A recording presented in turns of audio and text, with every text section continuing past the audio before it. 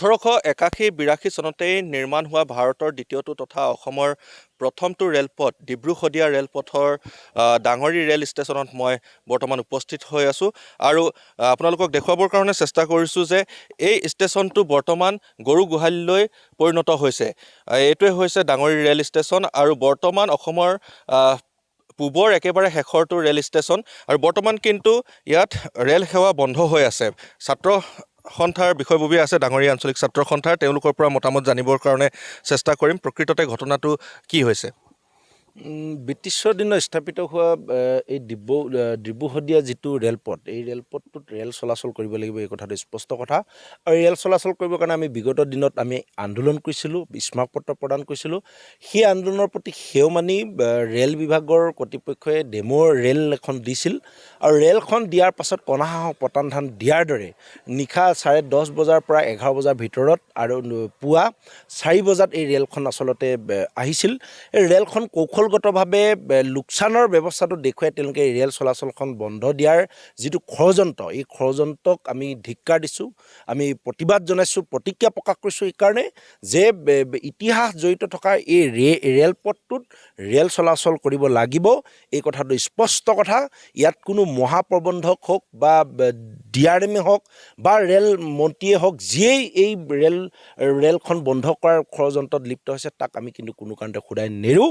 আৰু অনাগত এক মাহৰ ভিতৰত যদি 1 মাহ 10 দিন 70 দিন যিমান দিনেই নহওক ৰেলখন অতি শীঘ্ৰে চলাচল কৰিবৰ কাৰণে আমি দাবী জনাইছোঁ। ছাত্ৰ ছাত্ৰীসকল ইয়াৰ ব্যৱসায়ী জনসাধাৰণ উপকৃত হোৱাকৈ ৰেল চলাচল কৰিব লাগিব আৰু যদি ৰেল চলাচল নকৰে পৰৱৰ্তী দিনত আমি কিন্তু আন্দোলনৰ কাৰ্যসূচী ল'বৰ কাৰণে আমি বাধ্য হ'ম।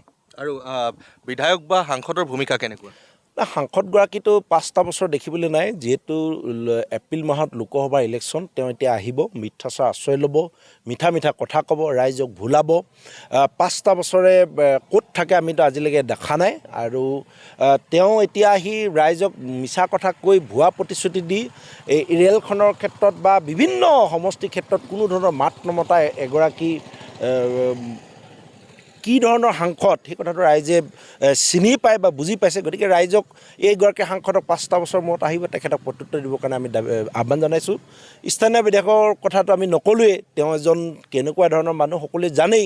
জনাৰ পাছতো আজি তেখেত জয়ী হৈ ৰাইজে কেনেধৰণে বিচাৰ কৰে এইটো ৰাইজৰ আদালতত, এইটো ৰাইজলৈ আমি এৰিলোঁ। কিন্তু আমি এটা কথা স্পষ্টভাৱে কৈছোঁ, সমস্যাসমূহ সমাধান কৰিবৰ কাৰণে জনপ্ৰতিনিধি থাকে। গতিকে সমস্যাসমূহ সমাধান কৰিব যদি নোৱাৰে তেনেধৰণৰ জনপ্ৰতিনিধি কিন্তু এই লখিমপুৰ লোকসভা সমষ্টিয়ে বা শদিয়া সমষ্টিত থাকি কোনো লাভ নাই।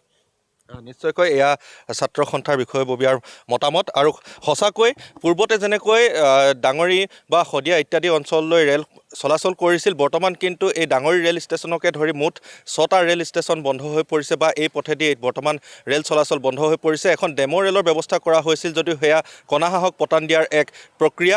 গতিকে তেনেকুৱা ধৰণৰ যিকোনো এখন ৰেলৰ বা এখন বা দুখন ৰেল কিন্তু ইয়াৰ ৰাইজে বিচাৰিছে যাতে ছাত্ৰ ছাত্ৰী বা ৰাইজৰ সুবিধা হোৱাকৈ। ND24 এই প্ৰতিবেদনৰ জৰিয়তে বিধায়ক বা সাংসদগৰাকীলৈ আহ্বান যে অতি শীঘ্ৰে ৰেলপথেদি ৰেলসমূহৰ চলাৰ ব্যৱস্থা গ্ৰহণ কৰক, অন্যথা কিন্তু ভোট বৰ্জনৰ বা এক তেনেধৰণৰ প্ৰক্ৰিয়া গ্ৰহণ কৰাৰ হুংকাৰ প্ৰদান কৰিছে ছাত্ৰ সন্থাৰ নেতৃবৰ্গই।